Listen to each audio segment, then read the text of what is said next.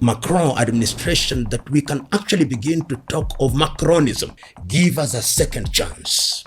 The first time when we came, we wanted to control you. What you're about to hear is not a lecture. It's a roar. It's a lion standing in the middle of the savannah staring straight at Emmanuel Macron and calling him out by name. No diplomacy, no sugarcoating. Just the truth about what France is really doing in Africa right now, and why one of Africa's most fearless voices like PLO Lumumba is refusing to stay silent about it. If you think Macron is in Africa to help you, Lumumba is about to destroy that illusion in real time. Section 1, PLO Lumumba names Macron. He exposes him. He doesn't waste time. He goes straight for Macron. He says it plainly. Macron is on a raid, not a visit, not a partnership tour, a raid. He further explains that Macron has been touring Rwanda, Angola, South Africa, and now Kenya, and he says don't be fooled by the smiles and the handshakes. This is a man trying to grab what he can while he still can. PLO exposes the timing too. Kenya is about to host a major France-Africa summit, the first time ever held outside a French-speaking country, and he says that alone should make every African watching sit up. Why here? Why now? He answers it himself. Because Macron is losing ground everywhere else and Kenya is the next target. Section 2. Here's where he really goes for the throat. He says Macron wants the world to believe this is a new France, softer, friendlier, talking about technology and artificial intelligence instead of soldiers and guns. French have said, give us a second chance. The first time when we came, we wanted to control you. But he refuses to accept that story. He calls it exactly what it is: iron fist, velvet glove. As a system of diplomacy that has a carrot and stick, it is iron fist with velvet gloves. And that is what we are seeing. And then he drops the number that guts the whole friendly narrative. Over 4,000 French companies sitting inside Africa right now, more than 100 in Kenya alone. He asks the question every African should be asking. If this is truly a partnership, where is Africa's share? Where is the technology transfer?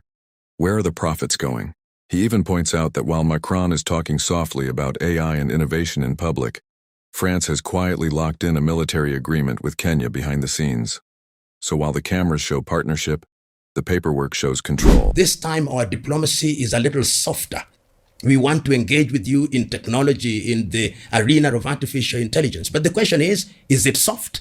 If you look at what has happened in Kenya, they have entered into a military pact with the Kenyan administration. The net effect is that we have an Emmanuel Macron administration that we can actually begin to talk of Macronism. Section 3, he calls out the desperation. He doesn't let Macron hide behind confidence either. He says this is a man running scared. France has been thrown out of Mali, thrown out of Burkina Faso, thrown out of Niger. Senegal has told them to take their army and leave. Gabon slipped away. Even Chad and Togo are drifting. And he says, watch closely. When a man is losing his grip everywhere else, he doesn't get gentler. He gets hungrier. That hunger is what's driving Macron into Kenya, into Angola, into South Africa. Territory that was never even his to begin with. He says out loud what many won't. This is a scramble. Not with maps and flags like the old days, but with contracts, mining rights, energy deals, and military pacts signed in quiet rooms while cameras are pointed somewhere else. Section 4. The warning to African leaders. And this is where he stops attacking Macron and turns the camera around on Africa itself. He asks the hardest question of the entire speech. Why do African leaders keep letting this happen? Why does Kenya negotiate alone? Why does Angola negotiate alone? Why does every country open the door to the same deal, one at a time, instead of standing together? He compares it to a bride who thinks she's still young and desirable, being courted by everyone, the French, the Chinese, the Russians, the Americans, the British, the Turks, without realizing she's being used, not respected. He says the moment African nations negotiate as one bloc instead of scattered, desperate suitors, the entire game changes. Until then, he warns, this isn't partnership. It's a horse and its rider. And Africa keeps volunteering to be the horse. This is not a man being diplomatic.